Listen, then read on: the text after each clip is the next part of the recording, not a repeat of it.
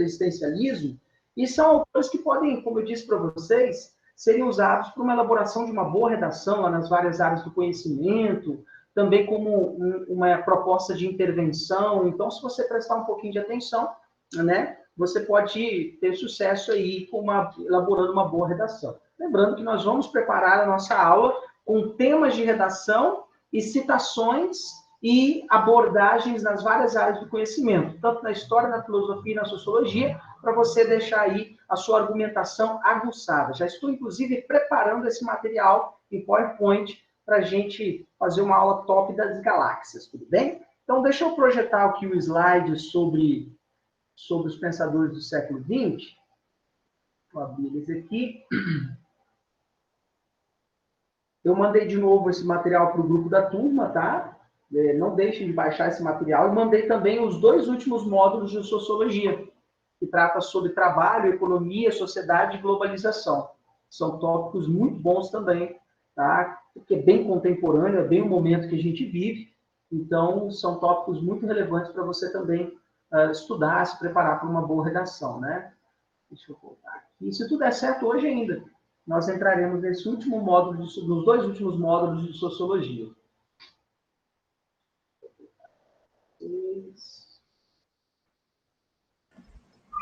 Você está colocando para gravar? Coloquei, aham.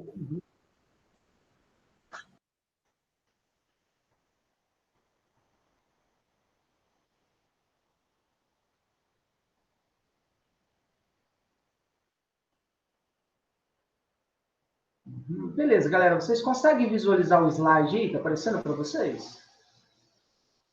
Sim. Ok, então. Legal. Qualquer probleminha, por favor, né, tenham liberdade, podem liberar o microfone e perguntar aí, tudo bem? Então, na nossa última aula, galera, a gente começou até a falar alguma coisinha sobre um dos mais importantes pensadores do existencialismo, talvez um dos mais importantes filósofos do existencialismo, o alemão Martin Heidegger, tá? E o Martin Heidegger, ele argumenta para nós o seguinte, que antes de buscar compreender, né, digamos assim, o sentido das coisas que existem no mundo, nós precisamos olhar para nós mesmos, tá? Nós precisamos, antes de tentar entender o porquê que as coisas existem no mundo, nós precisamos compreender a nossa própria existência enquanto seres humaninhos que somos, tudo bem? Então, deixa eu só aumentar o volume aqui, que está muito baixo. Opa. Show. Então, galera, né, o Martin Heidegger ele diz o seguinte, que esse exercício de pensar, compreender a nossa própria existência é o que ele chama de Dessein. Tá? Esse termo foi elaborado pelo próprio Martin Heidegger, foi ele mesmo que compilou esse conceito, Dessein, e que pode ser traduzido para o português, do alemão para o português, como ser aí, ser no mundo e existência. Então, Dessein, do alemão para o português, pode ser traduzido como ser aí, ser no mundo e existência. E nesse caso ele está fazendo referência a nós que somos um ser no mundo, existimos, somos um ser aí, né? Ou seja, você é um ser aí, eu sou um ser aqui, para você que está aí. Isso parece confuso em um primeiro momento, mas já já vocês vão entender de uma maneira mais, digamos assim, mais elaborada e didática. Então, resumidamente, o que é o Dessein? É um conceito que nos ajuda a entender, compreender, que antes de buscar o sentido do mundo que está à nossa volta, devemos buscar e compreender, procurar conhecer o nosso próprio sentido, refletir sobre nós mesmos enquanto seres humaninhos existindo neste planeta. Professor? Pode falar. Boa noite. Boa noite. Você só está revisando da aula passada? Praticamente. Isso aqui eu já falei na aula passada, exatamente. Uhum. Para poder chegar no ponto da aula de hoje, né? Perfeito. Uhum. Tá bom, então. Obrigada, professor, que eu acabei só de chegar agora. Tranquilo. E aí, galera, né, vocês sabem, né, que eu já comentei com vocês, que nós, seres humaninhos, somos os únicos nesse planeta capazes de aprender com o mundo que está em nossa volta, e a partir do momento que aprendemos, nós podemos ensinar o que aprendemos e passar para a posteridade, passar para as próximas gerações, tá? Isso é um barato, poder acumular conhecimento com base naquilo que aprendemos com o mundo que está em nossa volta. Nós também, além de aprender e ensinar, nós somos capazes de pensar sobre o mundo que está em nossa volta, sobre a nossa própria existência, fazendo escolhas e projetando o futuro. E todas as vezes que projetamos o futuro, nós tomamos como referência as experiências do passado e do presente. Tomamos como referência toda a nossa experiência do passado e do presente. E, com base nisso, nós projetamos o nosso futuro. A questão aqui é a seguinte, né? Só nós, seres humaninhos, temos esta capacidade. O Martin Heidegger pontua esse pequeno detalhe sobre a nossa existência. Então, o Dasein, resumidamente, significa que, antes de buscar o sentido das coisas que estão no mundo e do mundo que está em nossa volta, devemos compreender nós mesmos, olhar para dentro de nós mesmos e compreendermos a nossa existência. Daí o nome dessa corrente filosófica muito contemporânea dos nossos dias, o existencialismo. E aí o Martin Heidegger nos diz o seguinte, que o ser humano é um ser no mundo. O que significa esse conceito? De que nós não estamos sozinhos nem isolados. Nós estamos em um mundo e dependemos desse mundo para a nossa existência. Dependemos do ar que existe nesse mundo para respirar. Dependemos do alimento que retiramos do solo para nos alimentar. Da água, né, para bebermos. Não existe ser humano sem o mundo. Ou seja, existe uma relação de dependência muito grande de nós, seres humaninhos, em relação a esse mundo. E enquanto ser no mundo que somos, tá? Isso é importante, enquanto ser no mundo que somos, nós, seres humaninhos, nós possuímos capacidade e temos a necessidade de nos projetar. E para isso, Heidegger pontua, nós podemos utilizar o próprio mundo para nos projetar, para nos tornarmos pessoa melhor, para nos tornar transcendência existencial. Nenhum outro ser vivo nesse planeta, por exemplo, utiliza a própria natureza como recurso, como matéria-prima, como ferramenta. Você pode até imaginar, professor, mas macacos borobos pegam uma pedra, bate em um coco para abrir o coco. Ele usa a pedra como ferramenta. Sim, de uma maneira rudimentar, e usa mesmo. Tamanduás, por exemplo, eles pegam uma varinha, enfia dentro do buraco do formigueiro ou do cupinzeiro e retiram a varinha cheia de cupim e comem o cupinzinho que agarrou na varinha. Podemos dizer, professor, ele está usando a varinha como ferramenta. Sim, mas, gente, nenhum outro ser vivo chegou ao patamar que nós, seres humanos, chegamos. De utilizar a natureza e o mundo que está em nossa volta de tal maneira como ferramenta para a nossa construção do nosso mundo, que nós nos tornamos sujeitos que transcendemos a nossa existência. Nós não somos só seres vivos desse planeta, nós não somos só animais desse planeta. Nós somos a espécie, o ser humano. Nós somos únicos, nós transcendemos a nossa existência. Entenderam isso, galera? Tudo bem?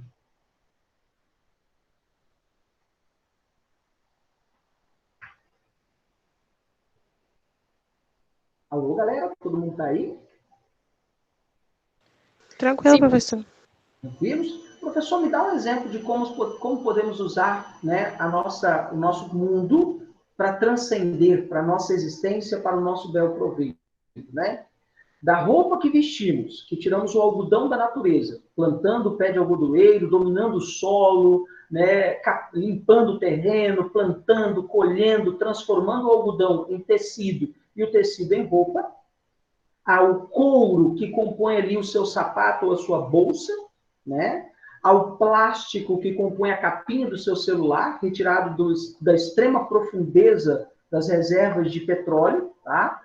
Ou seja, nós utilizamos o tempo todo o planeta, o mundo que vivemos, como ferramentas para a nossa existência, às vezes para a nossa sobrevivência, outras vezes só pela pura e simples médio prazer, ou luxo, ou ostentação.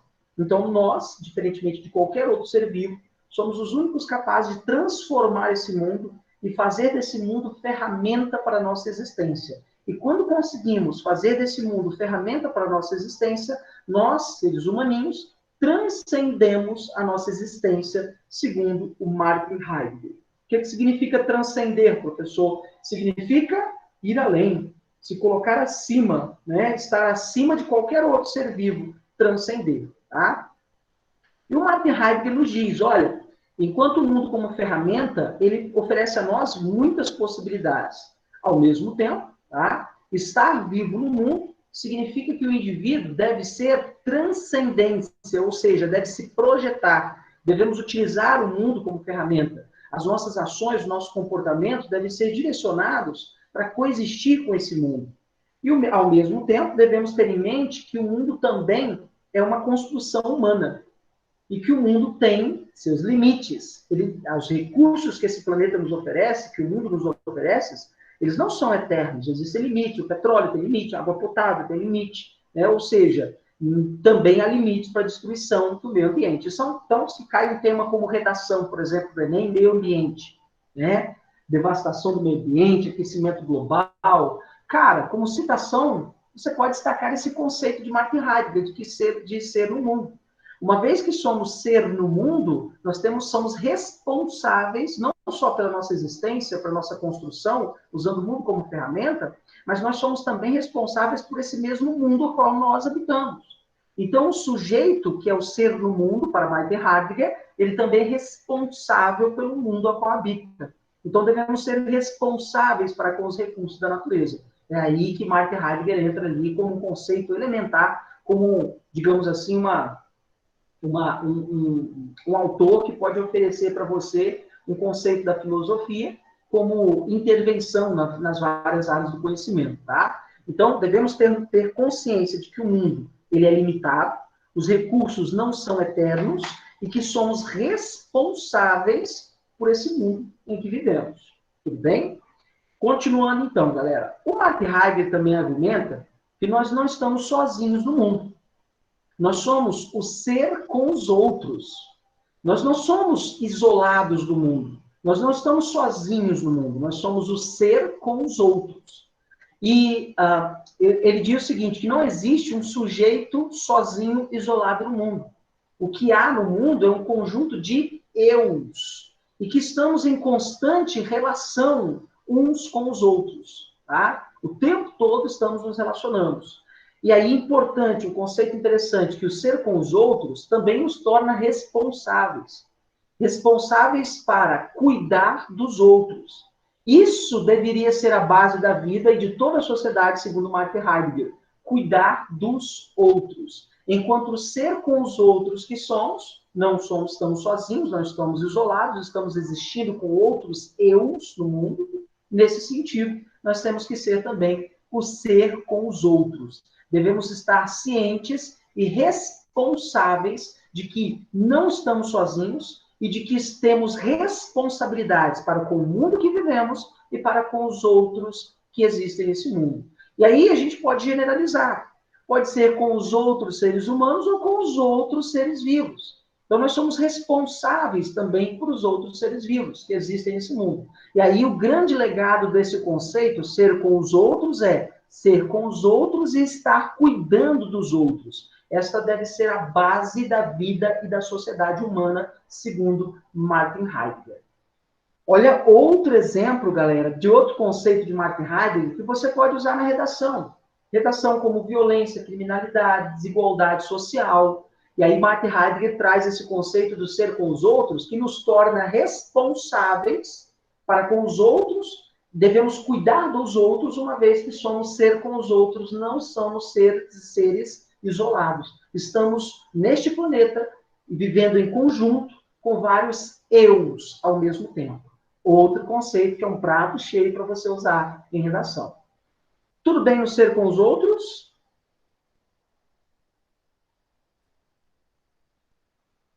Nossa, isso é muito bom para redação. Muito, com certeza. Gente, Martin Heidegger, depois eu vou falar de outro autor, que é o Jean-Paul Sartre, eles cabem em um monte de tema de redação. Tá? É um prato cheio mesmo. Tá? E aí outro conceito também muito legal é o ser para a morte. E aqui é bem profundo e bem filosófico. Eu gosto muito dessa ideia. Aí o que o Martin Heidegger nos diz? Olha, assim como 2 e 2 é 4, a morte ela é para todo ser. Todo ser vivo, talvez a lei mais básica da natureza e a única verdade da filosofia é que todos nós vamos morrer. E que eu e vocês somos ser para a morte. é só uma questão de tempo. Só isso. Tá? Não é nem de quando e onde, é uma questão de tempo. Pode ser agora, eu posso ter um catiripapo agora, um ataque cardíaco fulminante, cair com a cara aqui no teclado e pronto, morreu. Né? Que trágico, né? Não, não é trágico coisa nenhuma. Não, é a natureza. Nós somos seres para a morte. Nascemos para morrer. É ponto final. Enquanto ser para a morte que somos, é justamente essa morte que dá sentido para a nossa vida. A vida autêntica, nos diz o Mark Heidegger, é viver para a morte. E não temer a morte, porque a morte é algo certo. A gente pode trazer esse raciocínio para a vida de vocês que vão fazer Enem. Tá? O Enem está se aproximando, muitos de vocês estão nervosos, né? Eu acredito nisso, estão passando por nervosismo, estão ansiosos para a prova do Enem, porque ela está se aproximando, e o mundo como está hoje, né, de pandemia, isolamento social, de incertezas, isso gera ainda mais sofrimento, dor, angústia. Mas vocês não devem temer a prova do Enem. Primeiro porque ela vai acontecer. Você, inclusive, já fez é igual a morte vai acontecer. Inclusive, você já viveu para viver a morte. Né?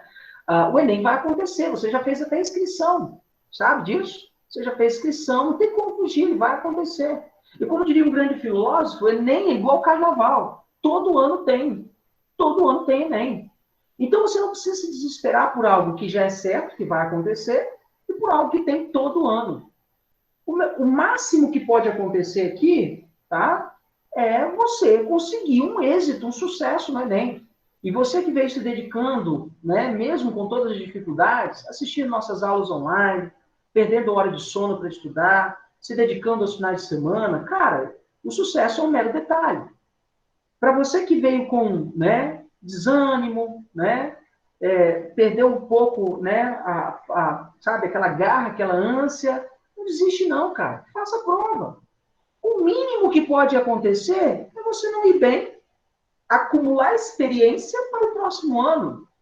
O máximo que pode acontecer é você fazer um bom Enem, fazer uma boa redação, cair num tema que você domina, você, teve aquela luz, pegou aquele autor, pica das galáxias da filosofia e da sociologia, colocou lá no seu texto, redação nota 1000, você focou, foi lá para cima no índice da nota do Enem, está dentro de uma universidade federal. Então, o mínimo que pode acontecer é você não ter sucesso, o máximo que pode acontecer é você ter sucesso. Quanto ao mínimo, você vai ter mais oportunidades, afinal de contas, você tem quantos anos aí do outro lado, né? 18, 19, 20 anos? Não é um cavalo velho igual eu, que tem 38 anos? Ou seja, o êxito, o sucesso pode acontecer, como o fracasso também. E isso faz parte da vida. Entende isso, galera? Isso é parte da vida. Felicidade, sofrimento, vida, morte. Isso é a vida. E entender isso é se tornar também um sujeito que transcende a sua existência. Entender que a morte vai acontecer, a morte é algo certo, é transcender a existência. Eu não tenho medo da morte. Eu tenho medo da morte violenta, morrer afogado, morrer queimado, ou mesmo deixar as pessoas que eu amo sofrendo. Disso eu tenho medo. Agora, da morte em si, eu não temo, porque vai acontecer. É só uma questão de tempo, nem de onde e quando. É tempo, só uma questão de tempo. Então, olha o que barato do pensamento filosófico do Martin Heidegger, para quem vive angustiado, depressivo, sabe? Medo de tudo, fobias, de sair na rua. Pô, vou morrer mesmo, para que eu vou ter medo de viver? E aí, quando a gente deixa de viver com medo de morrer, a gente não vive a nossa vida, tá? Existe uma frase do Cazuza que eu gosto muito, que diz o seguinte: a vida deve ser vivida, a morte deve ser sentida. Olha que interessante isso, a vida deve ser vivida e a morte deve ser sentida, né? Porque se você deixar de viver a vida para só sentir a morte, você não vive a vida. Olha que doideira isso, né? Então, essa é uma vida autêntica, viver para a morte. E é justamente o medo de morrer que nos leva todos os dias a acordar cedo, ir para o trabalho, voltar para casa, estudar, focar, se dedicar para os outros, existir. É justamente o temor da morte que nos leva a existir. Então, sinta esse medo da morte, perfeitamente natural e normal, mas não deixe o medo te dominar. Sinta o medo, a angústia pelo Enem, a prova do Enem que está se aproximando, mas nunca deixe esse medo te dominar. Porque quando você deixa o medo da morte te dominar, quando você deixa o medo do Enem te dominar, você esquece de viver sua vida. Esse é um ensinamento muito interessante, tá, galera? Vamos lá, galera. Dúvidas no conceito do ser para a morte?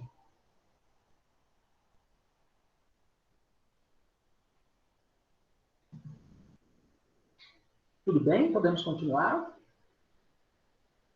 Acho que tá tranquilo, professor, pode continuar. Legal. E o outro conceito de Martin Heidegger é a angústia, tá? E aí o que o Martin Heidegger nos ensina, né? De que é necessário sentir a angústia.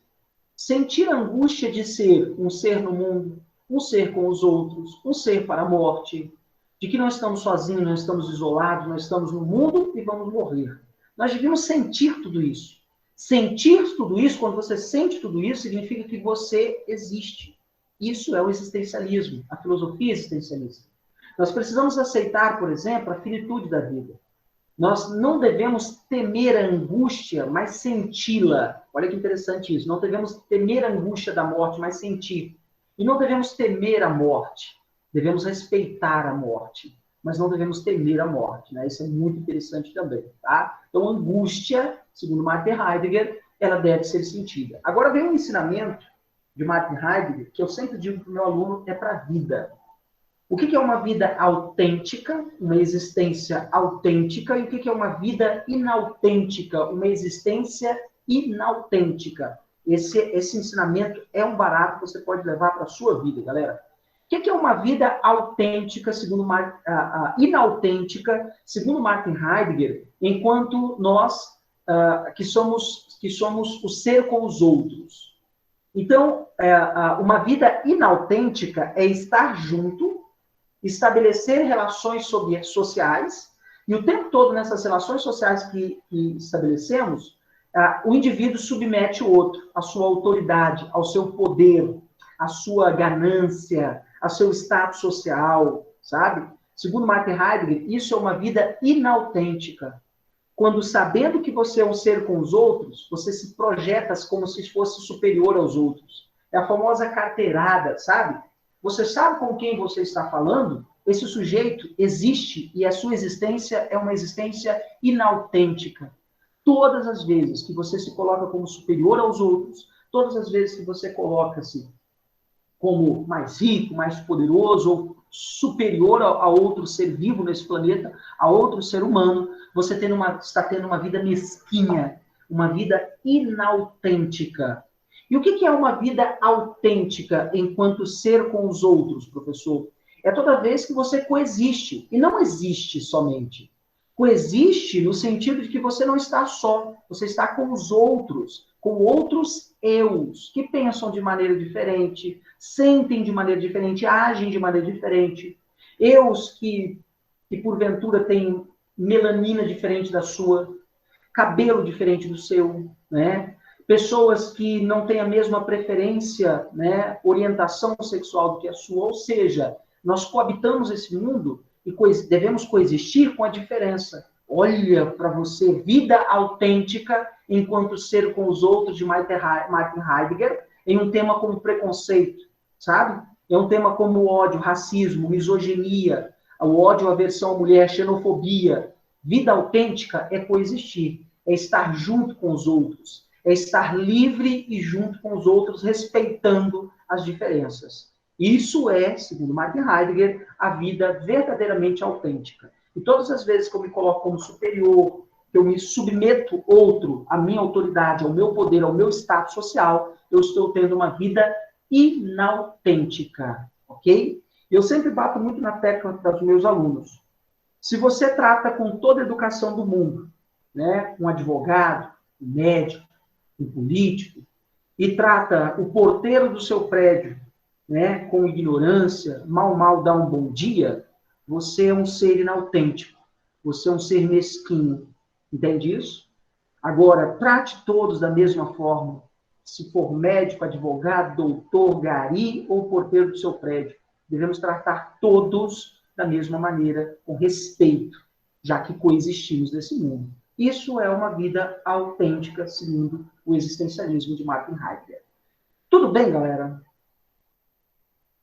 Ok?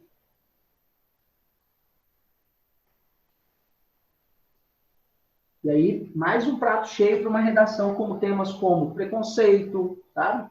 Racismo, intolerância, xenofobia, né? Mais um tema interessante, né? Podemos continuar? Tudo bem, galera? Vocês estão perguntando pouco hoje? O que está acontecendo?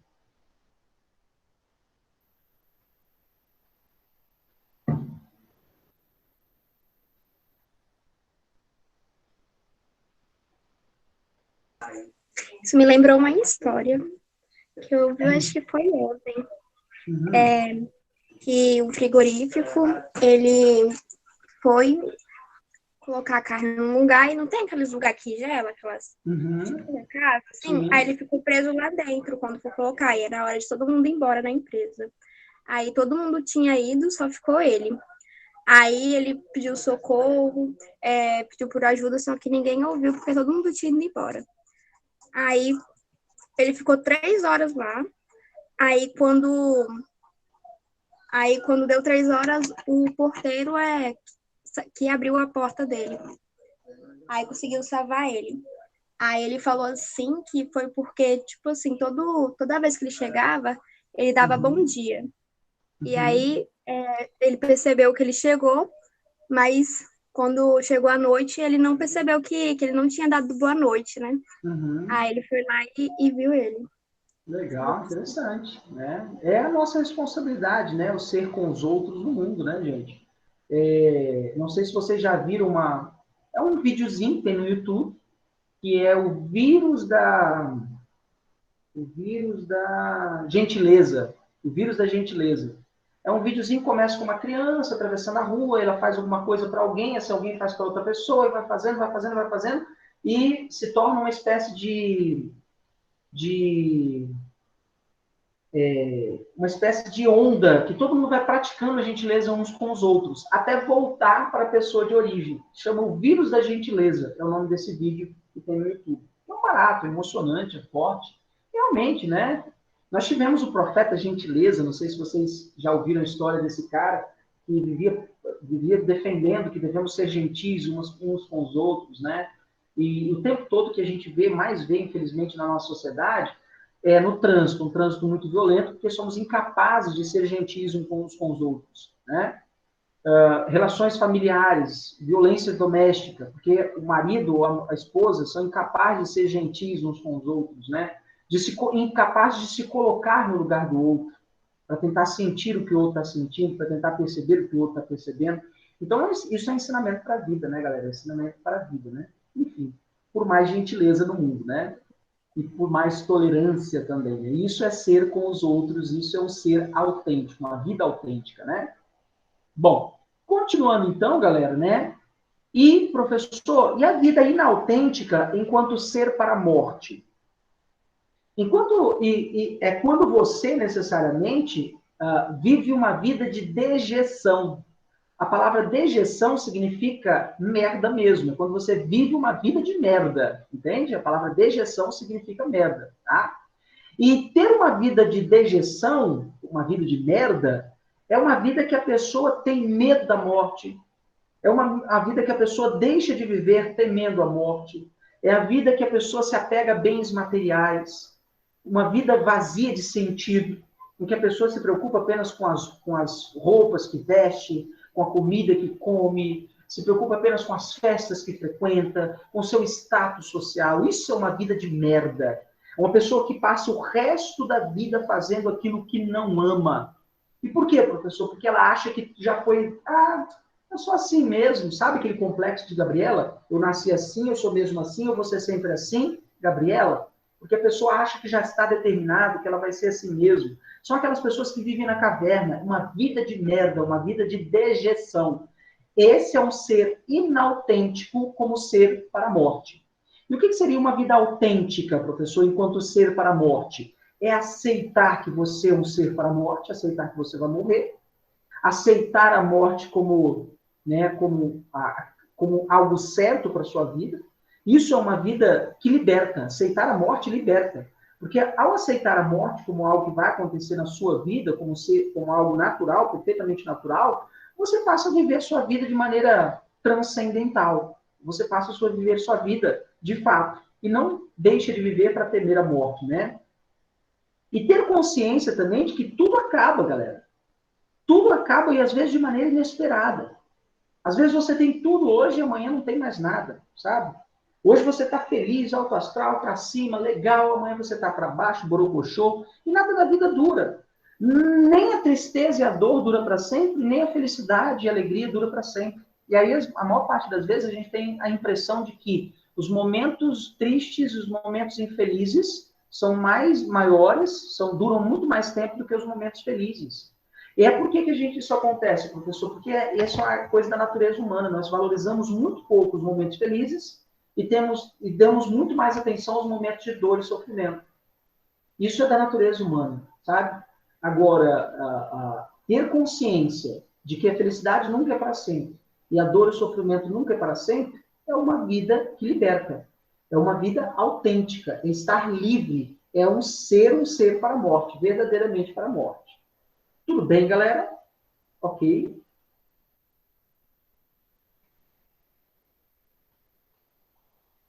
Tranquilos? Professor, Pode falar.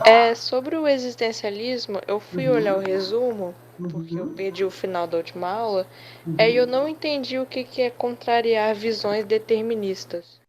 Assim, porque existe a ideia de que algumas pessoas têm a sua própria consciência. Mas por que você não faz diferente?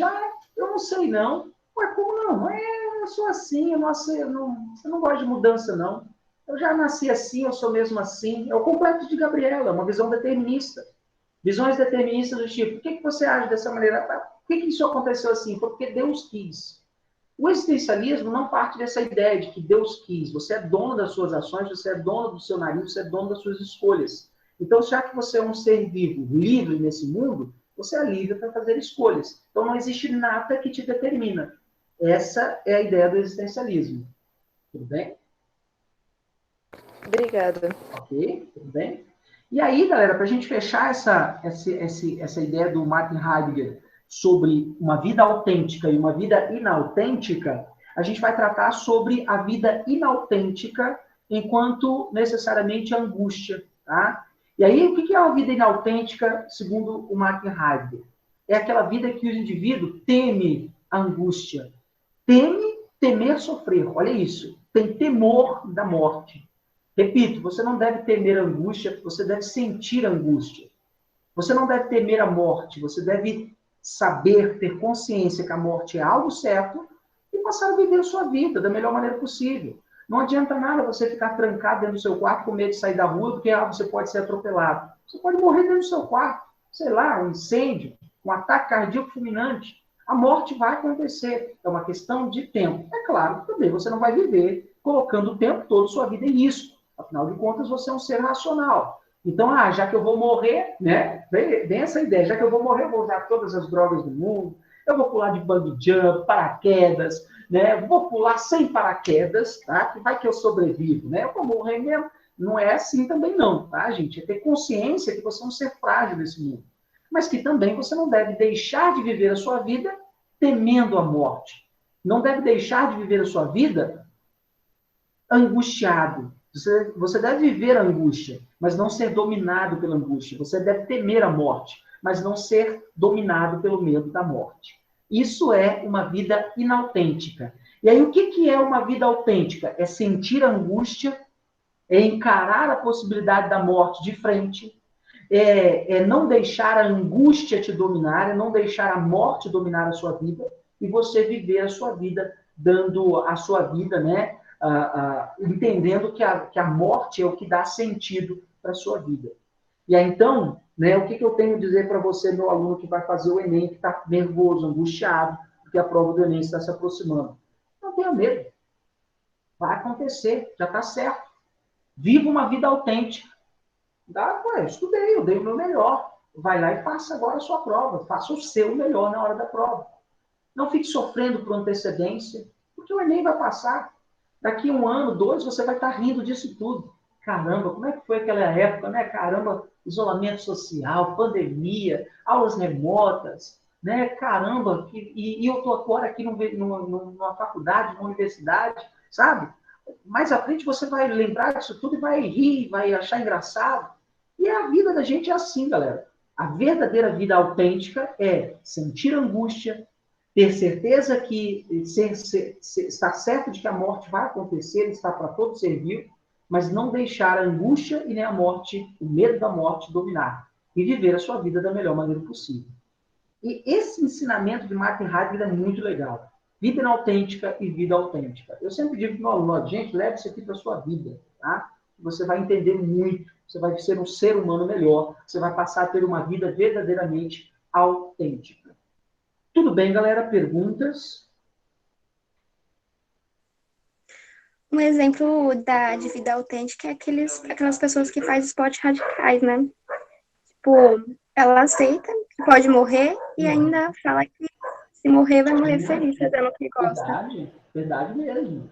Pessoas, por exemplo, que passam vida autêntica, né? Partindo do sentido da vida autêntica, né? Pessoas que passam a vida toda se importando com outras pessoas, né? Já que somos um ser com os outros. Pessoas que deixam riqueza, luxo, para viver em missões religiosas. Pessoas que deixam a vida, o luxo, dinheiro, carro, casa, para ajudar outras pessoas. Pessoas que fazem de tudo para realizar os seus sonhos, sabe? Não se deixam abater pela derrota. Não conseguiu sucesso. Poxa, fui reprovado, vou desistir. Não. Desistir é uma vida inautêntica. Uma vida autêntica é aquela que você persiste, luta com todas as suas forças. É o seu sonho? Qual é o seu sonho? Medicina. Reprovou a primeira vez? Tente de novo. Reprovou a segunda vez? Tente mais uma vez. Reprovou mais uma vez? Tente outra vez. Né? Tente outra vez, já dizia o velho filósofo Raul Seixas. Né? Então, não deve deixar as derrotas te abater. Você só é derrotado quando você desiste. Isso é bem existencialismo de Martin Heidegger. Então, a vida autêntica é qual é o seu sonho, a sua meta, o seu objetivo para a sua existência. Vai ser você se tornar um sujeito transcendental. É medicina, é difícil? É, claro que é difícil. Ninguém está aqui para dizer, vai ser moleza, vai ser chuchu no mel, vai ser melzinho na chupeta, vai lá, estuda mais ou menos. Não, você vai ter que estudar muito. Você vai ter que devorar livros. Devorar tantos livros para entrar para o curso de medicina, como também para ficar dentro do curso de medicina. Mas se for o seu sonho, lute com todas as forças. Eu tive uma aluna no pré-vestibular, que ela foi a minha aluna por 5 anos consecutivos, tentando vestibular para medicina. E no 6º ano, ela foi aprovada. Pasmo, em 10º lugar. Passou bem, muito bem, em medicina na UFES. Medicina na UFES. E foi muito gratificante, tanto para nós quanto professores, quanto para ela, por ter tentado 5 anos. 5 anos da vida tentando medicina. Pergunte a ela se ela acha que foi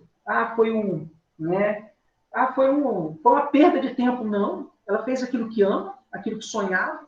É uma excelente, vai se tornar uma excelente médica, porque faz aquilo que ama, e ela encontra a sua vida autêntica. Ela se projeta enquanto ser transcendental. Ela se projeta na vida usando o mundo, todo o conhecimento do mundo na área da medicina, para se tornar um ser humano melhor. E um ser humano que pode ajudar os outros, tendo uma vida autêntica enquanto ser com os outros. Entende isso? Então, ela não desistiu. Então, não desistir dos seus sonhos é uma vida autêntica. Tá? Isso é muito legal, tá, gente? Tudo bem, galera? Parece, eu não sou coach, tá, galera? Nem isso aqui é uma aula de autoajuda, tá? É só Martin Heidegger e o existencialismo, tá? Tudo bem? Antes que alguém fale aí, professor coach, né?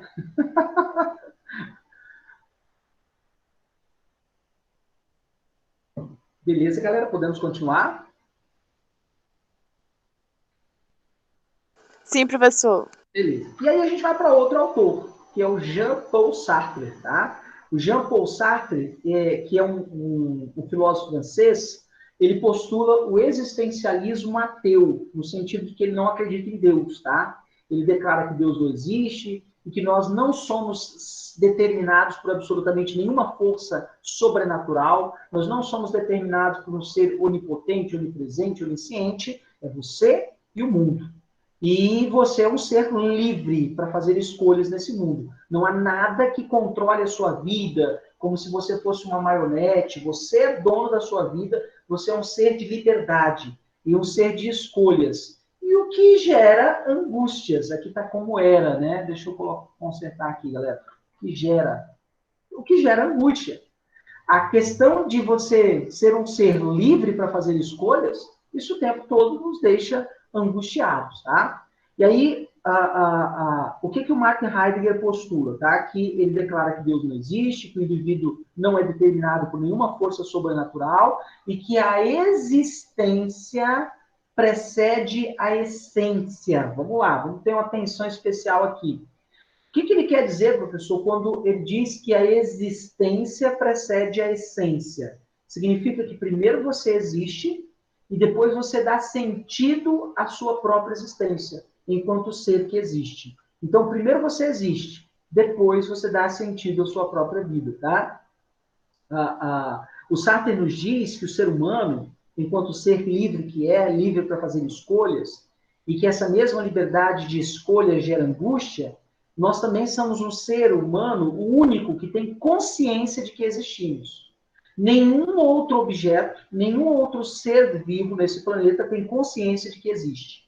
Tá? Uma pedra, por exemplo, ela não tem consciência de que é uma pedra. Uma flor não tem consciência de que é uma flor. Um cão não tem consciência de que é um cão. Ok? Eles simplesmente existem. Só nós, seres humaninhos, que a partir do momento que existimos, nós chegamos à essência daquilo que é as coisas. Por exemplo, uma flor existe? Como é que eu sei que uma flor existe? Se eu posso ver, tocar, cheirar o seu cheiro, então uma flor existe. E quando eu dou um sentido para a flor, a essência da flor, ela se torna o símbolo do amor que eu tenho por alguém, essa flor, depois que ela existe, ela se torna a essência do amor. Entende isso? Então, tudo primeiro existe, depois eu dou essência, condição de essência para as coisas. Então, a existência precede a essência. É nesse sentido que o Jean-Paul Sartre está destacando esse pequeno detalhe, esse pequeno conceito, né?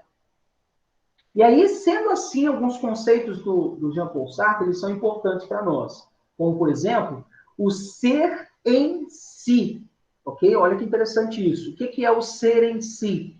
É ter consciência de que você é corpo e matéria. Ter consciência de que você existe. Tá? O Sartre argumenta que a consciência humana é sempre a consciência de alguma coisa que está inserida no mundo. Tá?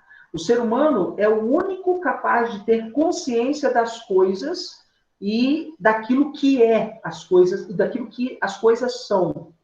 Por exemplo, uma flor, ela não tem consciência de que é uma flor. Uma flor nada sabe sobre sua beleza, sobre a sua cor vermelha, sobre a sua textura ou sobre o seu cheiro. Uma pedra nada sabe sobre o seu peso, sua massa, sobre o seu tamanho. Um cão nada entende sobre suas presas, suas garras, sobre o seu pelo, sobre o seu latido. Um cão não entende nada disso. Um cão age como age porque ele age por instintos. Porque ele é um cão. Foi programado geneticamente para ser um cão. Ponto final. Ah, professor, eu tenho um cão. Eu também tenho um cão. E tem horas que parece, nossa, que ele me entende tanto. Sim, ele tem sentimentos. Foi provado mais que cientificamente que animais também têm sentimentos. Mas ter sentimentos não significa que ter consciência do mundo que está em sua volta. Meu cachorro, por exemplo, eu tenho um Shih Tzu, Bruce, tá? Ele é muito fofinho, amo de paixão. O meu cachorro, às vezes, me trata mais, ele tem uma consideração por mim maior do que até mesmo qualquer outro ser humano, mas ele não faz isso conscientemente. Ele faz isso porque, ao longo da evolução dos cães, desde 15 mil anos atrás, quando nós, seres humanos, entramos em contato pela primeira vez com os primeiros cães, por seleção, nós selecionamos aqueles mais dóceis, adaptados e domesticados. E ao longo da nossa história humana, nós fomos domesticando esses animais. E aqueles que foram sobrevivendo foram tão somente aqueles que se adaptaram melhor a nós, seres humanos. Se tornaram dóceis, né, suscetíveis à dominação, à domesticação. E eu tenho meu cão, ele senta, ele rosna, né, ele dá patinha. Mas isso é o quê? É um adestramento, eu adestrei o meu animal. Ele não faz, eu vou sentar agora, porque o meu dono gosta. Não, ele percebe apenas que todas as vezes que ele senta, ele recebe um cafuné, recebe um biscoitinho, uma recompensa. E ele faz isso de maneira instintiva e não racional. Então, um cão não tem consciência em si de que é um cão. Para vocês terem uma ideia, estudiosos da raça dos cães, quando você traz um cão para dentro da sua casa, uma família muito grande, por exemplo, ele entende que é uma matilha. Ele entende que a família é uma matilha, é um grupo de cães. E ele sempre vai escolher um alfa, um líder, aquele da família que tem uma voz mais ativa e que tem uma voz de liderança. E ele vai obedecer muito mais àquela pessoa da família do que às outras pessoas. Isso é o quê, professor? Isso é da natureza do animal. Isso é instinto do animal. Ele não nasceu assim, ninguém não recebeu esse ensinamento de ninguém, nasceu programado no seu código genético. Então, o cão não tem consciência em si. Somente nós, seres humanos, temos consciência do que é um cão, consciência do que é uma flor, consciência do que é uma pedra, consciência de nós mesmos, da nossa própria existência, enquanto ser em si. Tudo bem, galera? Perguntas? Professor, só uma curiosidade. Antes os cachorros, os animais domésticos eram selvagens? Todos da raça cães na verdade, a maior parte das raças de cães que temos hoje no mundo vieram dos lobos. Né? Eles são descendentes dos lobos. E a maior parte dos cães domésticos, curiosamente, aqueles que não são vira-latas, principalmente, são frutos de programação genética feita por nós seres humanos. De Shih Tzu, a Chihuahua, a Pinche, a Rottweiler, tudo isso foi fruto do cruzamento que fizemos, modificações genéticas ao longo de várias seleção de raças que fizemos ao longo da história humana. Então, existiam muito poucas espécies de cães e nós, seres humanos, né, diversificamos essas subespécies, né? Do Pinche, aquele cachorrinho dos olhos bugalhados que late virado um cão dos infernos, né? A um Shih Tzu, por exemplo, todo dócil, peludinho, bonitinho, etc, etc. Né? Chihuahua, por exemplo, não sei se vocês sabem, o Chihuahua é um cão chinês. O Chihuahua foi feito para ser um cão, para ser comido. Ele é lindo, bonitinho, peludinho. E na China, não. Na China, ele foi fruto do cruzamento entre algumas raças para se tornar um cão para alimentação e para fornecer, né, couro, aquele pelo gostoso, para se tornar casaco de pele. Na China, então, se programou o Chihuahua, né? Chihuahua não, é aquele da língua roxa. Como é que é o nome dele? Não é Chihuahua, não, Chow Chow. Chow Chow, perdão, isso aí, o Chow Chow, tá? É um cão chinês. Outro, o Pitbull, por exemplo. Pitbull, muitos dizem que foi um animal projetado para ser um cão usado em guerra, né? Fruto do cruzamento entre cães muito violentos e muito fortes. E o Pitbull é um dos cães na natureza não, né? É um dos cães que tem as garras, as presas e a musculatura muito forte, de fato. E um comportamento instável. E dependendo do dono, muito mais instável ainda. Se o dono é muito violento, se agride o cão, é muito mais violento ainda. Então, a maior parte dos cães que temos hoje foi fruto de nós, seres humanos, que selecionamos, né? Inclusive, né? Os cães domésticos, né? Pesquisas recentes mostram, inclusive, eu costumo ler porque eu gosto, eu tenho um cachorro, então eu tenho dois, na verdade, né? Então eu pesquiso, né? Que se os seres humanos desaparecessem do planeta, todos os cães domésticos morreriam. Como assim? Isso é. Porque eles não sabem viver sem nós, seres humanos. Ah, mas eles vão comer lixo na rua. Que lixo? Se não existe ser humano, vai se produzir lixo? Eles vão comer o quê? Capim? Eles não sabem caçar. Eles não sabem pescar. Eles não sabem se comportar como, por exemplo, os lobos. E por quê, professor? Porque ao longo de toda a seleção dessas raças, nós tiramos essa parte instintiva desses animais. Então, partindo dessa ideia, né, nós, seres humaninhos, nós somos os únicos que temos consciência enquanto ser em si. Um cão não tem consciência de que é um cão. Uma flor não tem consciência de que é uma flor. Uma pedra não tem consciência de que é uma pedra. Só nós, seres humaninhos, temos consciência da pedra, consciência da flor, consciência do cão, consciência de nós mesmos, consciência em si. Esse é um ensinamento muito interessante do Jean Paul Sartre. Tudo bem, galera? Perguntas?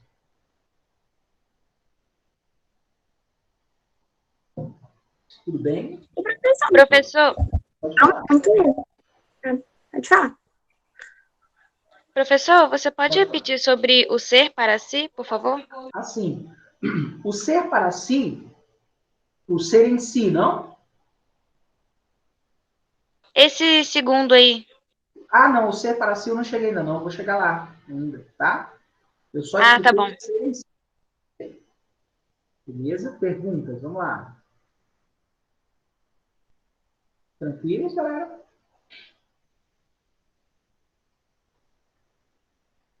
Então vamos lá, para o ser para si, tá? Quando o Jean-Paul Sartre diz o ser para si, ele diz respeito à consciência, e você é o único que tem consciência de si mesmo e de tudo aquilo que existe no mundo, tá? Ele diz respeito à consciência de que o mundo que existe é para si, para que você faça escolhas, para que você se projete nessas escolhas. E aí o Jean-Paul Sartre é herdeiro do Martin Heidegger, que nós acabamos de estudar. Então, o ser para si significa que você vive em um mundo a qual toda a natureza, todos os seres vivos e todos os recursos que esse mundo te oferece oferecem para você. E aí você é um ser para si, tendo consciência desse pequeno detalhe, de que o ser humano é um ser que está no mundo e o ser humano é o único capaz de ter consciência em si e do mundo que está em sua volta. E que esse mundo que está em sua volta é um mundo para si. Tudo bem, galera? Difícil essa ideia? É a mesma ideia do Martin Heidegger de o ser comum, tá? Ele também defende que a gente deve usar ele para evoluir? Sim, exatamente. Não só usar o mundo para evoluir, mas como também ter responsabilidade para o mundo qual vivemos. Então, sim, o mundo nós somos ser para si, e o mundo que está em nossa volta é para nós, mas devemos ter consciência de que temos que ser responsáveis para com esse mundo, porque esse mundo é o único que temos, né? Se acabar os seus recursos aqui, a gente não tem uma segunda porta, um segundo planeta, pelo menos até então, né? Não temos uma segunda alternativa. Só existe esse plano A. E se ele se esvair, já era o ser em si. E somos nós. Já éramos nós, né? Eu sempre digo para o meu aluno o seguinte, que enquanto ser em si e ser para si, nós devemos ter a consciência de que ao longo da história geológica desse planeta, esse planeta tem 4,5 bilhões de anos. Ah, semana passada, né? Faz um bom tempinho, né? 4,5 bilhões de anos atrás, né? Surgiu esse planeta que você habita. Se formos considerar que o ser humano surgiu aproximadamente, né? 3,5 milhões de anos, se fôssemos comparar com uma partida de futebol, o ser humano, com a partida de futebol, com o período da história do nosso planeta, né? O ser humano só teria surgido nos últimos 0,4 segundos do segundo tempo. Ou seja, nós somos seres muito recentes nesse planeta. E ao longo da história da era geológica do nosso planeta passou por 7 grandes extinções em massa. A última grande extinção em massa foi dos os dinossauros. Né? Os dinossauros foram os últimos a serem extintos ao longo das eras geológicas do nosso planeta. Quem será o próximo, professor, a ser extinto? Muito provavelmente seremos nós, seres humaninhos. Tá? Muito provavelmente nós somos o próximo. E aí eu também digo para o meu aluno, não se preocupe, não vai sofrer pela morte, pelo fim da sua existência, tá? Porque vai demorar, vai dar tempo até de fazer o Enem, tá? Vai dar tempo de até tentar uma vaga na universidade. Ou seja, não fique temendo a morte, não. Isso é uma vida autêntica, segundo Martin Heidegger, né? Tudo bem, galera? Beleza? Só. Então, tipo assim, vamos supor que todo mundo morra, os seres humanos morram. Uhum. E sobre esse mundo, ainda existiria o mundo, só que ficaria meio que sem função? O mundo ainda existiria, com certeza, toda a sua natureza, todo o seu esplendor, e não existiria alguém ou quem tivesse consciência do mundo e desse a condição de essência a esse mundo, existência a esse mundo. Então, se os seres humanos desaparecessem do nada, sei lá, sumissem desse planeta da noite, como um estalar de dedo, né? Ninguém daria condição de existência a uma flor. Uma flor nunca seria símbolo do amor, por exemplo. E o que seria amor? né? Nenhum outro ser vivo sabe o que é o amor. Só nós sabemos o que é o amor. E só nós damos consciência, essência a uma flor como símbolo do amor. Então, se nós deixássemos de existir, o mundo ia continuar existindo. Mas quem daria sentido para esse mundo? Quem teria consciência desse mundo? Ninguém. Ninguém, absolutamente ninguém. Porque só nós, seres humanos, somos capazes de ter consciência do mundo. Ser um ser em si, para si, etc. Tudo bem? Ok, galera. É bem filosófico isso, né? Bem filosófico. E aí, outro conceito do Jean-Paul Sartre é a náusea, tá? Segundo Jean-Paul Sartre, tá? O que consiste a náusea? Consiste na constatação do absurdo que é a sua existência, enquanto ser no mundo.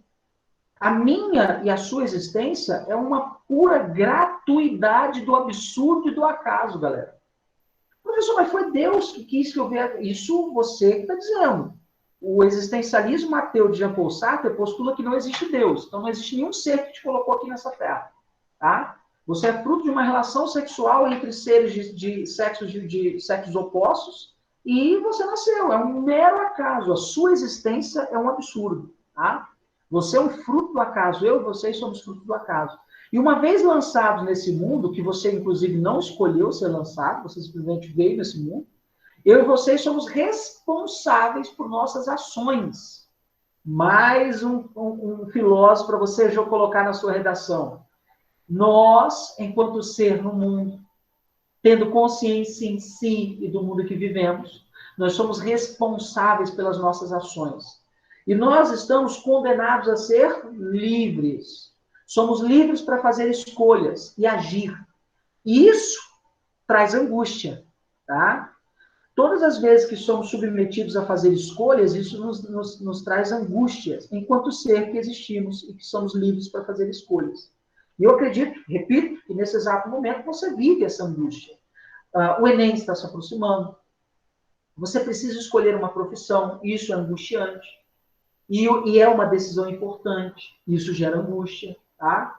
Isso é perfeitamente natural. E se você está nervoso, angustiado nesse exato momento, isso só prova uma coisa, que você é um ser humano de carne e osso, e que está vivendo a náusea. O que é essa náusea? É ter a convicção de que você existe nesse mundo. Mesmo não tendo escolha, mesmo não tendo escolhido viver. Ninguém disse para você, você pode escolher viver nesse planeta, naquilo. Não existiu nada disso. Você simplesmente veio para esse mundo. E aí você se encara com o absurdo da sua existência. Professor, mas eu acredito em Deus. Aí o existencialismo para você terá um outro sentido. Tá? Isso é perfeitamente natural, eu acredito também em Deus. O existencialismo, para mim, existe um sentido diferente de Jean-Paul Sartre. E eu sou um cara que gosto de Jean-Paul Sartre, mas não concordo com o que ele escreve. Isso é perfeitamente possível. Tá? E mesmo sendo alguém formado em filosofia. Então, o que Jean-Paul Sartre nos diz? A vida não tem sentido, a existência humana é um absurdo, e a pessoa é responsável o tempo todo pelas suas ações. Então, você é responsável o tempo todo pelas suas ações. Suas ações, suas escolhas vão definir quem você é e vão definir o seu futuro. Eu sou fruto das minhas ações, das minhas escolhas. Você é fruto das suas ações, das suas escolhas. Então, o que você vai decidir escolher vai definir quem você é e o seu futuro.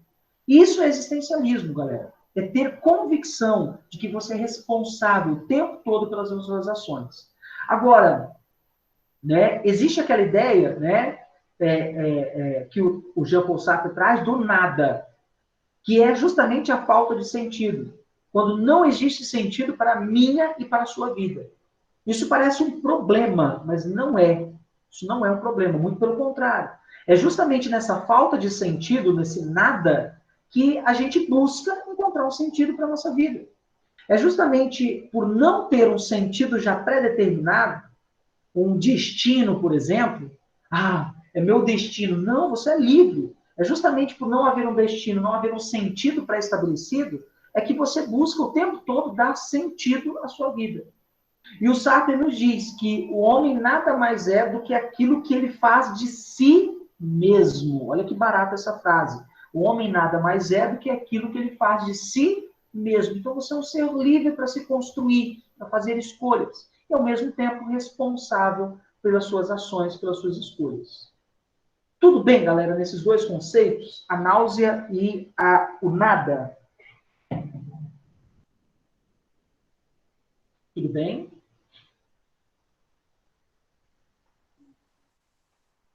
Professor, Uhum. mas, tipo, tem alguma lei que diz que o ser humano tem que viver para ser feliz ou para evoluir, alguma coisa assim? Se tem alguma lei que diz que o ser humano tem que viver para ser feliz? Tipo, algum filósofo afirma isso?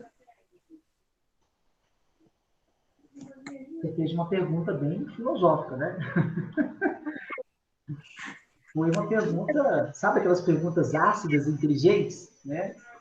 Então, quando a gente volta na filosofia clássica, Aristóteles, ele vai dizer o seguinte, que todas as ações humanas, tudo que você faz, a seu modo de agir, pensar e sentir, tem um fim último.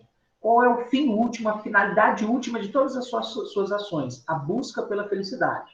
Isso é Aristóteles que está nos dizendo. E realmente, na nossa existência humana, o tempo todo nós estamos buscando fugir da dor e buscar o prazer e a felicidade. Porque o prazer e a felicidade é sempre muito mais recompensador para a nossa existência. A dor, o sofrimento, como o próprio nome diz, é dor e sofrimento. Então, eu diria que não existe uma lei, sabe? Existem pensadores, filósofos, que pensaram a existência humana a partir da busca pela felicidade. Então, você pode encontrar a felicidade fazendo o quê? Sei lá, tocando um instrumento musical. Você pode encontrar a felicidade sendo um professor. Eu sou feliz enquanto professor. Você pode encontrar a felicidade sendo, sei lá, né, um matemático, um engenheiro. Você pode encontrar a felicidade sendo um padre, um monge. Você pode encontrar a felicidade não sendo ninguém, sem uma profissão definida, sem nada definido na vida, errante pelo mundo, vagando pelo mundo, mochileiro, viaja para um país, para outro, conhece outros lugares, sabe? Então, há várias maneiras de ser feliz. Isso é o barato da vida também, né? Porque se existisse uma fórmula para ser feliz, todo mundo ia usar a mesma fórmula. E o mundo ia se tornar o ó do borogodó de chato. Todo mundo feliz da mesma forma, igualzinho. Seria um mundo, um pé no saco, esse mundo, né? Seria uma vida inautêntica, né? Seria uma vida inautêntica. Então, constantemente, nós seres humanos, estamos fugindo da dor, do sofrimento e buscando uma vida de prazer e mais felicidade. O tempo todo estamos fazendo isso, sabe? Vocês estão nesse exato momento sacrificando horas que vocês podiam estar, sei lá, jogando videogame, no Facebook, no Instagram, assistindo uma aula de filosofia, porque vocês só almejam ser felizes. Vocês querem passar, ter uma boa nota no Enem, passar no vestibular, né? Entrar numa universidade, conquistar uma vaga de emprego, quem sabe o emprego dos sonhos de vocês, conquistar talvez bens materiais, conquistar, sei lá, uma casa, um carro, ou ter uma vida digna, ou encontrar a felicidade na profissão que vocês escolheram, tá? Então, o tempo todo estamos buscando isso, uma vida feliz, sabe? Talvez isso seja da natureza humana, e não necessariamente de uma lei. Entende isso, amiga? Sua pergunta foi muito difícil, tá? Daria boas teses de doutorado. Uma pergunta simples, mas ao mesmo tempo difícil. Tudo bem? Professor, Hã? de quem é essa frase que está aí do lado no quadradinho? É do Sartre também? O homem nada mais é do que aquilo que ele faz de si mesmo? É do Não, Sartre. o outro. A do ladinho é do Sartre também, é um trecho do livro dele. É a Ele é falta de bem sábio. sentido, sim, a falta de sentido que parece um problema, mas é justamente o que leva a pessoa a buscar o sentido para a sua vida. Por meio das suas próprias escolhas, uma vez que é livre. Isso é Jean Paul Sartre, é um trechinho do livro dele, tá, gente? É bem profundo, né? Profundamente filosófico, né? Porque se você já nascesse, se alguém desse um sentido para sua vida, ó, você vai ser isso. Cara, você não é livre, então. Você não seria livre para escolher. Era assim quando, professor? Na Idade Média. Na Idade Média era assim, galera. Idade Média, quando você nascia um camponês, você ia morrer camponês. Ponto final. E sua vida seria uma vida de quê? De camponês, de dor, sofrimento, trabalho. Os poucos momentos de felicidade seriam raros para você. E aí o mundo transcendeu. O mundo da liberdade, do liberalismo, da liberdade econômica, do iluminismo, fez com que você tivesse escolhas, pensasse um ser humano com escolhas, sendo livre que é. E aí, nesse sentido, aí, a frase de Jean Paul Sartre é bem profunda, né? Tudo bem? Eu fico pensando, cara, tipo assim, naquelas pessoas que viviam na antiguidade, aí não sabia quanto tempo estava no mundo. Que, tipo assim, a gente foi descobrir quando que o período, pesquisar os períodos para saber quanto tempo o mundo tem. Isso é antigo? A divisão dos períodos da história, você diz? Tipo, a antiguidade, a era do... como fala? Pré-história. Ah, sim. A divisão da história como conhecemos, ela surgiu no Renascimento. Mas antes disso, outros autores, Heródoto, o primeiro historiador, entre outros, também criou períodos, né? Mas hoje, o modelo de periodização da história, pré-história, história, Idade Antiga, Idade Média, Moderna e Contemporânea, foram os humanistas renascentistas que dividiram esse período, tá? Beleza? Isso lá no século XV, XVI, mais ou menos. Beleza, pessoal? Podemos continuar? Ô, professor, o fenômeno de existir, quem que fala mesmo? É o Edmund Husserl, da fenomenologia, tá? É o filósofo alemão Edmund Husserl. Ele diz que tudo que existe é aquilo que é perceptível aos seus sentidos. Então, se você é capaz de sentir, experimentar com os seus sentidos, então existe. E aí, que se seria existe, é um fenômeno. Ah, tá. Pensei que era esse fenômeno bizarro que, por uma coisa que aconteceu pra gente existir, era um fenômeno bizarro.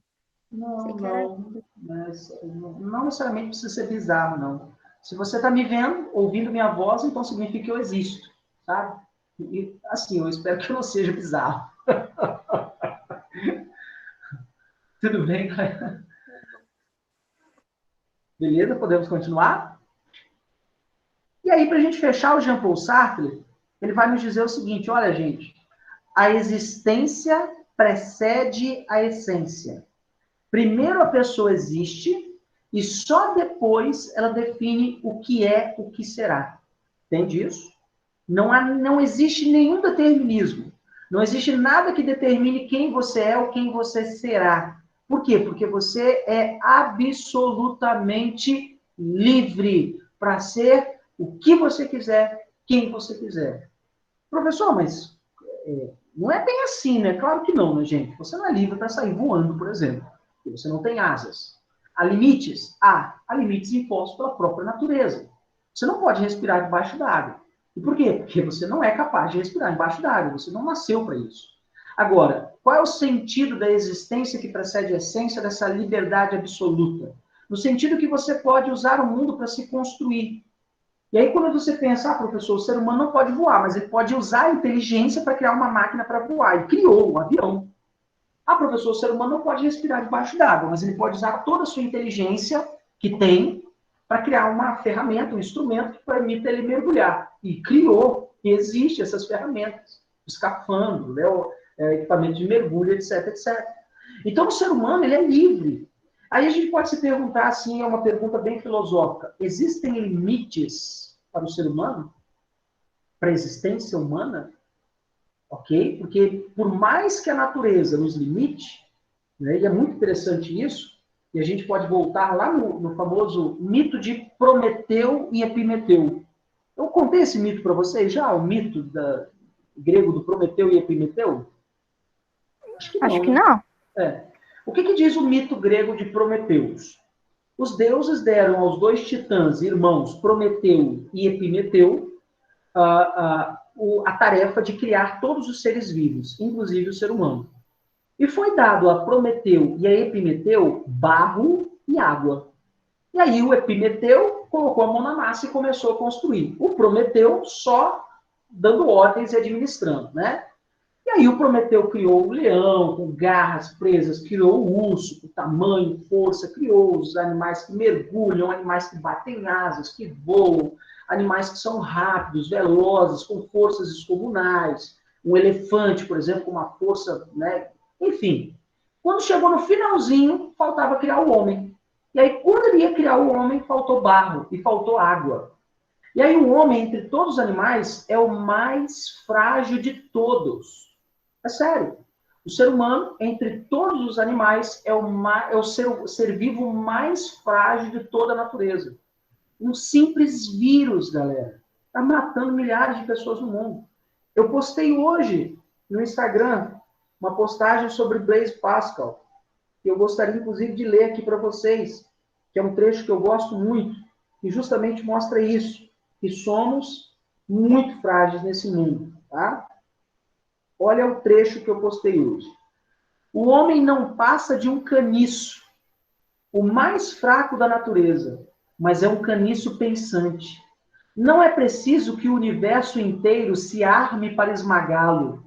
Um vapor, uma gota d'água bastam para matá-lo.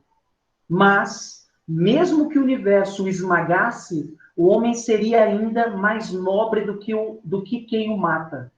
Porque sabe que morre. Temos consciência em si de que morremos. E a vantagem que o universo tem sobre ele.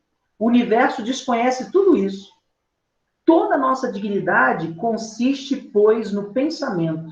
Daí que é preciso nos elevarmos, transcender, entende isso? Transcender, né? O Martin Heidegger nos diz isso, tá?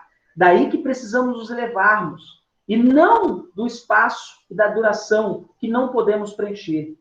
Trabalhemos, pois, para o bem pensar. Eis o princípio da moral. Não é no espaço que deve buscar minha dignidade, mas na ordenação do meu pensamento. Não terei mais possuído terras pelo espaço. O universo me abarca e traga como um ponto. Pelo pensamento, eu o abarco. Cara, isso aqui é um trecho fenomenal de Blaise Pascal, um dos pensadores mais importantes do pensamento filosófico, sobre a nossa própria existência. Nós somos um caniço. O que é isso, professor? Um cano. Aqui quebrou. Entende? Nós somos tão frágeis que, como um caniço que quebra. Somos tão frágeis como o próprio Deus. Um vapor d'água pode nos matar. Um vírus que você nem vê pode te matar. Entende isso? Isso é muito interessante, galera, tá? Tudo bem, galera? Ok?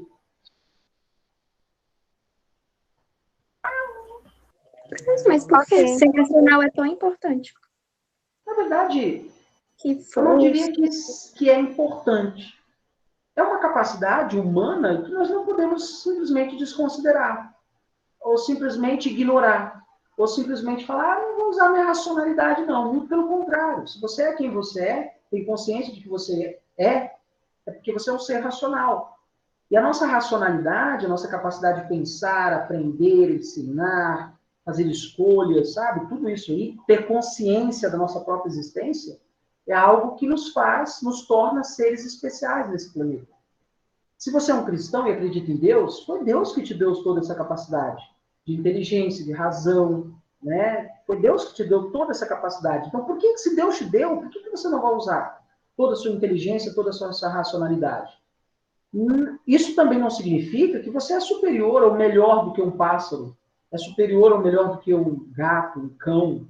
Muito pelo contrário. Tendo consciência de que você existe e não é um ser sozinho no mundo, você também deve ter consciência de que você é um ser com os outros. E você deve dar valor e respeitar toda a vida. De um besourinho que vive apenas 24 horas a uma tartaruga que vive 200 anos. Toda a vida nesse planeta é importante. E ter consciência disso o torna um ser racional. Entende isso? Ter consciência disso é a consciência que vem da sua racionalidade. Tudo bem? Tipo, nos torna único por ter isso, mas todos também são únicos porque têm uma capacidade diferente. Exatamente. Perfeito, perfeito. E ter consciência disso, só você que tem. E só você tem consciência disso porque você é um ser racional. Entende? Tudo bem, galera? E aí, olha que interessante. A frase de Jean-Paul Sartre. Liberdade traz consigo responsabilidade pela própria vida e pelos erros. Então, você é responsável pela sua vida e pelos seus erros. E ter consciência disso é mostrar que você é racional, tá? E o que é, professor, essa ideia de que a existência precede a essência, né? Como eu disse para vocês, primeiro você existe, depois você pensa sobre o que você é. E você não é um ser determinado por nada. Não existe nenhum ser onipotente, onipresente, onisciente que determine você. A natureza não te determina porque você é absolutamente livre para ser quem você é. E se você é livre para fazer escolhas, você também se torna responsável pela sua vida, pelos seus erros e pelas suas escolhas. Tá? E a liberdade traz consigo o quê? Responsabilidades e angústias. Porque somos livres para sermos o que quisermos. E a liberdade rompe com toda forma de determinismo. E uma vez livres para fazer escolhas, isso traz angústias. Quer ver exemplo disso? A escolha que você vai ter que fazer para uma profissão. Isso gera angústia. Porque isso vai definir a sua vida, o seu futuro. E ao ser livre para escolher entre direito e medicina, você sofre de angústias. Quer ver? Eu tenho um exemplo de um aluno que passou na Unicamp, galera, tá? Unicamp, para engenharia aeroespacial. Unicamp não, USP, perdão. Passou na USP para engenharia aeroespacial. Um curso mega concorrido, galera. De 30 para 1. Muito concorrido mesmo. Passou em segundo lugar. Um moleque inteligentíssimo, esforçadíssimo, dedicadíssimo. Todo mundo deu parabéns para ele. Cara, parabéns, é um grande curso, que conquista. No ano seguinte, ele voltou a fazer pré-vestibular. Como assim? Passou num dos cursos mais concorridos, sim. E aí? Queria medicina. Hoje ele está fazendo medicina. Era o sonho dele. Entende isso? Ele viveu a angústia de ter que escolher entre a engenharia aeroespacial e a medicina. E aí ele cometeu um erro. Escolheu a engenharia aeroespacial. Responsável pelo seu erro, o que ele fez? Voltou atrás. Para consertar a rota da vida dele. O erro que ele tinha cometido. E aí ele agora está acho que está no 4º período de medicina, se encontrou na medicina, ama a medicina. De vez em quando eu converso com ele no WhatsApp, e ele é apaixonado por medicina. E ele sempre diz, olha, professor, as suas aulas de filosofia me fizeram voltar atrás. Né? Me fizeram tomar essa decisão, fazer essa escolha. A escolha de voltar atrás. Olha isso, né? Que interessante. Né? Mas tudo bem, né? Não é autoajuda não, galera. Tá? Tudo bem, galera? Todo mundo entendeu o conceito de existência precede a essência de liberdade?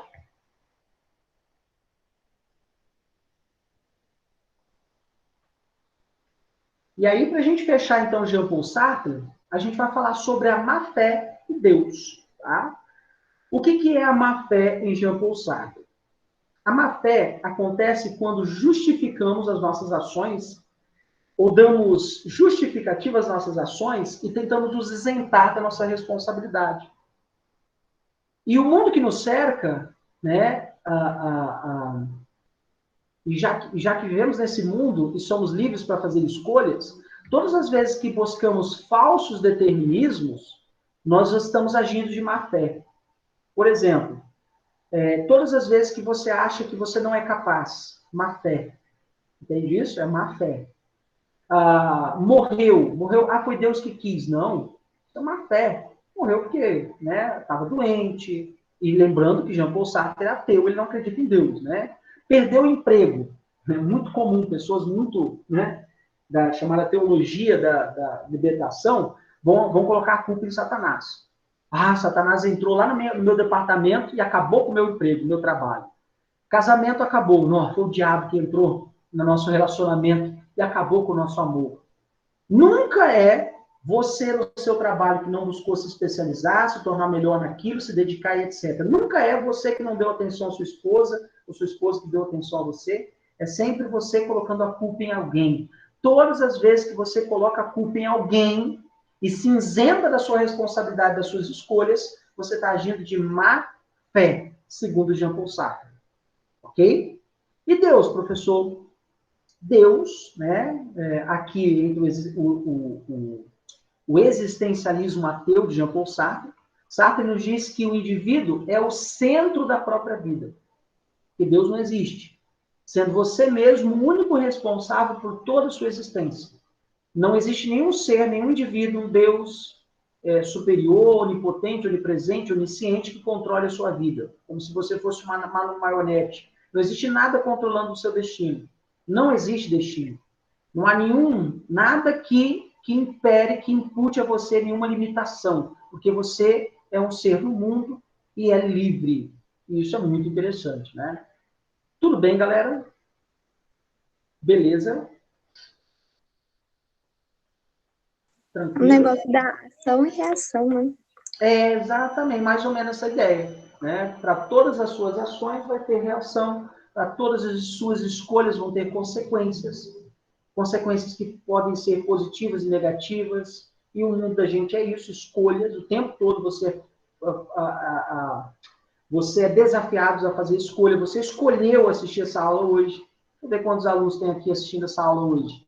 Uma aula que eu acho muito importante. Tem 12 alunos. Tem 12 alunos nesse exato momento que escolheram estar aqui assistindo essa aula hoje. Ah, professor, mas outros não puderam. Sim, claro, provavelmente outros não puderam. Outros escolheram estar fazendo qualquer outra coisa, menos assistindo essa aula. Talvez essa aula, né, pelo seu fundo filosófico, daria sentido à vida de outras pessoas, mas elas escolheram não assistir essa aula. Entende isso? Então, o mundo da gente, a nossa vida, é feita de escolhas. O tempo todo você está escolhendo. E as suas escolhas vão definir quem você é, quem você será. Você é fruto das suas escolhas. Tá? E por que você pode escolher? Porque você é livre. Você é um ser que existe, e existe, segundo Jean Paul Sartre, com absoluta liberdade. Não existe Deus, não existe nada que determine a sua vida, não existe Satanás, não existe nada que impere ou que existe poder sobre você, a não ser você mesmo. Você é dono de si mesmo. E nesse sentido, o indivíduo é Deus de si mesmo. Agora, importante, perceba que eu usei Deus com letra minúscula. Isso é uma dica para você que vai fazer redação, tá, galera? Deus com letra maiúscula. Somente Deus do cristianismo, do judaísmo e do islamismo. Qualquer outro emprego da palavra Deus, você vai usar com letra minúscula. Porque o Deus com letra maiúscula é substantivado. Tudo bem? Beleza, galera? Perguntas? Mas isso perde ponto? Então, vai depender do corretor. Se o corretor for chato do outro lado, ele pode descontar ponto. Não, se o corretor do outro lado não ligar para isso, ele pode não descontar ponto. Mas como você que está com sangue no olho não quer nem perder a possibilidade de perder nenhum ponto, você vai estar ciente disso. Né? Tudo bem? Igual, por exemplo, se você colocar Terra, planeta Terra é com letra maiúscula. Terra, da onde você pisa, letra minúscula. E se você colocar Terra, planeta, com letra minúscula, não vai aparecer planeta. Entende? Ok, galera? Sim, sim. Obrigada, professor. Beleza? Dúvidas? Tranquilo? E aí, na nossa próxima aula, a gente vai falar um pouquinho sobre a escola de Frankfurt. E vamos falar também de Sigmund Freud, tá? Freud, o cara lá da... Deixa eu projetar aqui para vocês. Eu tirei, né? Depois, eu tirei. Não entendi, não. Na próxima aula, a gente vai falar sobre Sigmund Freud, vamos falar sobre a escola de Frankfurt, vamos falar sobre a psicanálise de Freud, vamos falar do ego, do id, do superego, do supereu, consciência, inconsciente, neuroses, loucuras, consciente, subconsciente. Vamos falar de Hannah Arendt. Tinha alguém que perguntou se a gente ia falar sobre Hannah Arendt.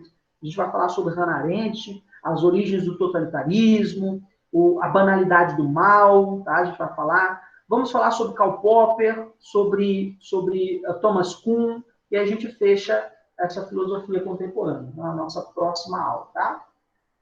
Vamos lá, galera. Perguntas, dúvidas? Professor, não tem nada a ver com essa matéria, mas essa questão da Revolução Verde e ecofascismo, é você que dá essa matéria ou é geografia? Geografia, Revolução Verde. Ah, sim, obrigada. Tranquilo, pessoal? Pode falar. Hoje tem filósofos, né? Os existencialistas. Sim, Você tem algum para indicar? Filósofos existencialistas? O de hoje. Eu conheço só um. O Jean Paul Sartre, o Martin Heidegger, tá? A Hannah Arendt é existencialista, tá? A maior parte dos filósofos da contemporaneidade são existencialistas, eles não se denominam existencialistas, mas são existencialistas. Mas estão vivos, né? Estão vivos. O brasileiro Mário Sérgio Cortella, por exemplo, que é filósofo. O brasileiro, não sei se vocês já ouviram Mário Sérgio Cortella, tá? Outro filósofo do Brasil muito importante, que na verdade é um historiador, Leandro Carnal, é existencialista e ateu. Né? O Clóvis de Barros Filho, também brasileiro, também filósofo, existencialista. Eu conheço. Tem outro brasileiro que é o... Pondé, Luiz Felipe Pondé, também existencialista. A maioria dos filósofos hoje, eles são existencialistas.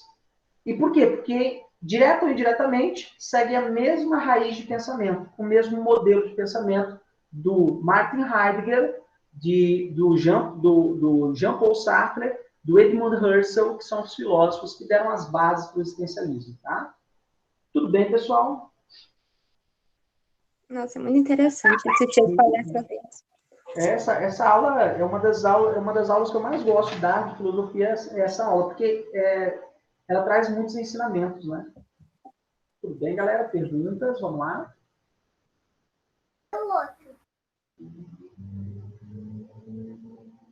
Beleza? Tudo bem? Júlia está com a mãozinha levantada aqui. Tem alguma dúvida, Júlia? Tranquilo? Então, galera, até amanhã na nossa aula de história, tudo bem? Amanhã a gente dá sequência lá no nosso contexto de história sobre... Estamos no período entre guerras, né? Vamos entrar em Segunda Guerra amanhã, né? Vamos entrar em Segunda Guerra amanhã, tudo bem? Meninos, fiquem com Deus. Bom descanso para vocês. Até amanhã. Valeu, gente. Tchau, professor. Boa noite. Boa noite. Obrigada, professor. Boa noite. Bom descanso. Boa noite. Bom descanso. Tchau, tchau.